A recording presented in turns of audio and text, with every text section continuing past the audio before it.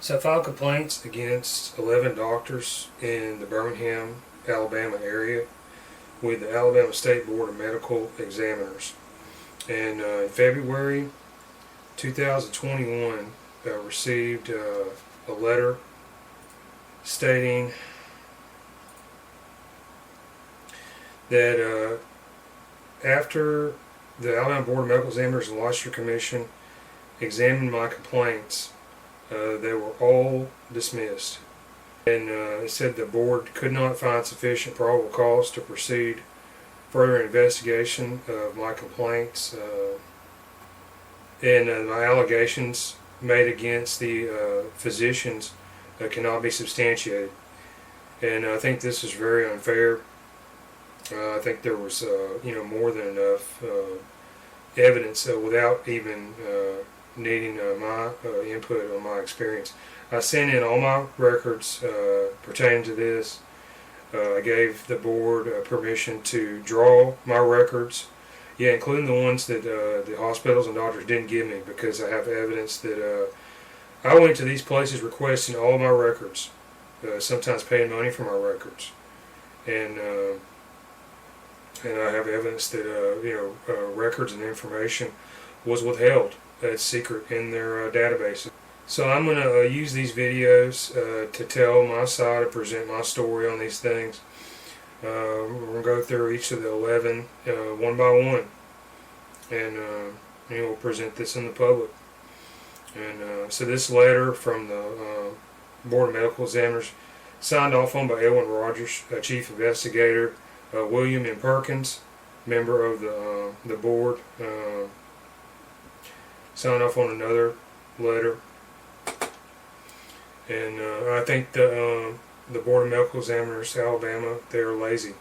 They should have dug into this because there's a major case of corruption here. And so we're going to put this out. So today's video, this is on Dr. Michael Brant, Ruff, MD. I'll give some of his background.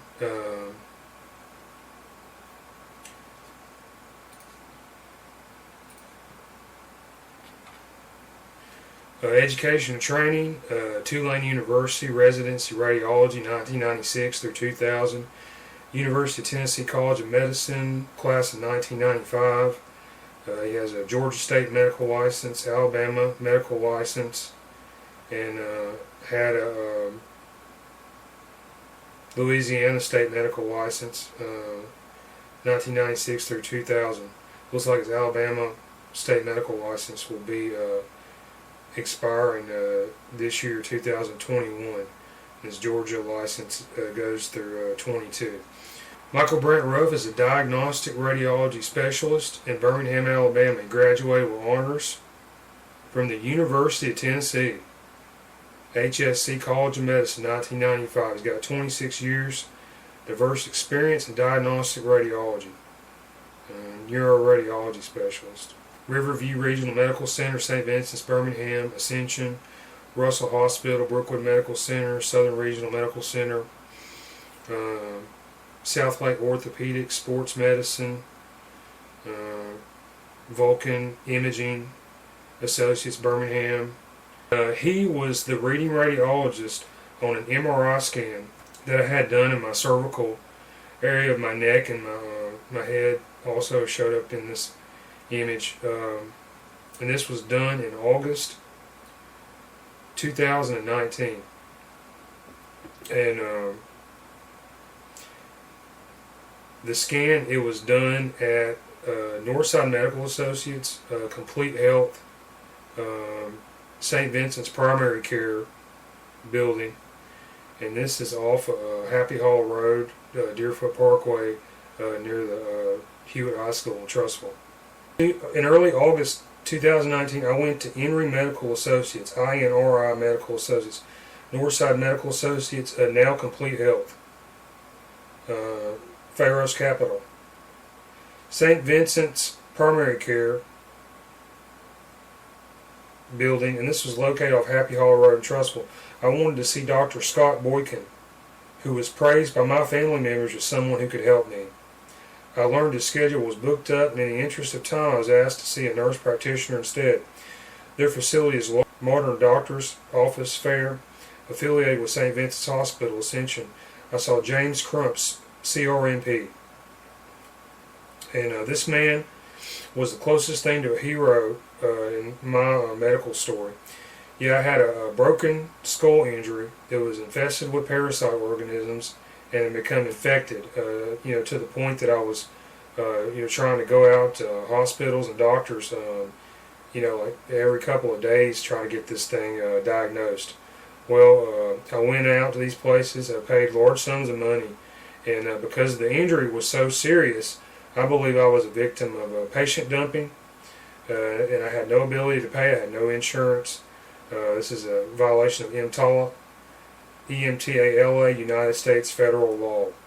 And I think this is what happened to me. They used misdiagnosis to circumvent obeying this law. Because this injury, I was dying from this. This was like an urgent matter. And I went to these doctors. They stood fast to the business side. Did not have my health as a paramount interest. And so I was left holding the bag. And I had to figure out what was wrong with me. Thank God that, according to the laws of the United States, in the state of Alabama, I was able to get my own medical records. Because this is exactly what I did. I looked at the images, looked at the contradictions in the written material from these corrupt doctors and nurses, and I was able to quickly find out there was a discrepancy there, trace down what I believed my injury was, and I had to save my own life. So now I'm on the backside trying to fight this thing, and I'm not that happy about it at all, and I'm not backing down from this either. James Crump, he listened to me, examined, questioned me. I thought he understood what I was saying to him. He didn't talk down to me like a lot of these doctors and stuff do. The way the medical industry works in America now is the power, it rests in the hands of the doctors. Alright, this is not in accordance with the way American society is supposed to work. George Washington, the founding fathers of America in the 1790s, they founded America with the belief that the government and the way the matters were run, it should rest in the hands of an informed population. Okay, now 2021, we have coronavirus. Now the power is in the hands of these doctors in the medical establishment. They've managed to shut down almost all of human society, civilization, and endeavor worldwide in every country with this coronavirus stuff. And this is this is one of the worst crimes against humanity, like in all of human history. This is akin to war crimes, as in Nazi Germany, the dark days of communist Russia or something. You have this medical establishment. They're like an aristocracy, a nobility, noble class, granted these licenses, and this goes to their head, the $1 million salaries, the power. They're allowed to practice in these labyrinthine, compartmentalized environments, lots of rooms, corridors, spaces and privacy for them, and then the patients there very rapidly fall into the bottom of this thing. And patients, the general public, they need to become more active in their own health affairs, and they need to take this thing back, because they're going to end up losing it if they don't do something soon. So, from St. Vincent's East Hospital, Birmingham, Alabama, Ascension, I went to the ER a few days before this visit. I was diagnosed with a strain of sternocleidomastoid muscle and leukocytosis. Had a white blood cell count that was way out of whack, consistent with an infection or a parasite infestation. So Frankie Kermie prescribed amoxicillin for my infection. Oh yeah, if you look at the MRI images, compare them to these CT images taken a couple weeks apart, you can figure out exactly the source of this leukocytosis diagnosis. Later on, Celeste Richardson, a nurse at Northside Medical Associates Complete Health, St. Vincent's Primary Care building in Trussville, she tried to tell me that this was stress, and so we'll let these contradictions stand out here in the public. Yes, okay, he prescribed amoxicillin for the infection. He recommended physical therapy. So here's another medical practitioner that recommended I do range of motion, neck exercises, physical therapy. All right, a piece of bone broke off from the underside of my skull. Some kind of tissue formed over the hole. All right, I cannot move my head. Anytime I try to move my head out of a certain range or articulation parameter, I opened this wound up. I tore the tissue, and I had CSF fluid leaking out of my skull. And I would go to these doctors and medical professionals, nurses, that would recommend I do range of motion exercises. How insulting. I could not go through like regular day-to-day life without making this wound worse. I had to stop taking a shower every day, all kinds of unbelievable types of measures, just to keep from making this wound worse. And I go to these places, they recommend this as just an insult. And it's bad medical advice also. Look at the pictures. And if you can't read the pictures, I've circled the injuries for your benefit, faithful viewers. If you can't understand what you're seeing in the pictures, consult a medical professional. Take them to your doctor. You got a buddy or a friend who's a doctor out there, family member. Show them these pictures, and they'll tell you exactly what I'm trying to say here. So I explained that physical therapy was impossible, and I had an open wound that hadn't healed in over a year. I asked him to look at my records on his computer. He printed out the text report from the hospital. I told him it was wrong. There was something more serious that I overlooked, and to look at the images instead of the written record. Alright, so I took the amoxicillin, and in these MRI pictures you can see the status of this wound of like a couple days after I started amoxicillin therapy. And I relieved some swelling. I spotted blood in my stool. I finished a handful of pills in a few days' time, determined to beat this ailment. I returned to Northside Medical Associates August 13th, 2019, asked for stronger antibiotics. I recommended doxycycline. And I told him I believed I might have had a parasite-based infection and infestation. He looked in my ears with an instrument and confirmed fluid from some swelling mass on the other side of my eardrum. I reiterated I went to St. Vincent's East Hospital in Birmingham, Alabama, Ascension, and they misdiagnosed me, overlooking my broken skull. The only reason I've been to any doctor in over a year's time. The doxycycline might have saved my life.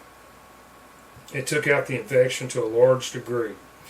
I scheduled a cervical MRI within the same building. And this was St. Vincent's Primary Care / St. Vincent's Ambulatory Healthcare Network. That's what showed up on the bill. Dr. Michael Brant, Ruff, MD's name appears under the letterhead on this bill. The MRI took place on August 15th. The MRI staff were not very people-friendly or accommodating to my neck injury. See, I can't lay, because of this injury, I can't lay on my back. I can't lay on my left side either. I can only sleep on my right side for about a year now. And this is 2021. So if I lay on my back, this wound opens up. I gotta very quickly get up to an upright position. I can't sit back in a chair with my back up against something either. It damages this wound somehow. So driving a car is difficult. I can't drive very easily. I can't turn my head. This is a gigantic problem. Alright, so the technicians that run the MRI machine had me lay down on an uncomfortable table wearing a goofy helmet. I had to lay on my back for 20 minutes in this machine. I got my records and images later and found I had the clearest pictures yet of this injury. However, soon thereafter I was called and told the MRI was normal negative, showing no injury. On 8/29/19, I went back to Northside Medical Associates to protest the results because this diagnosis that was relayed to me, this was not the truth of this injury. So I disputed this.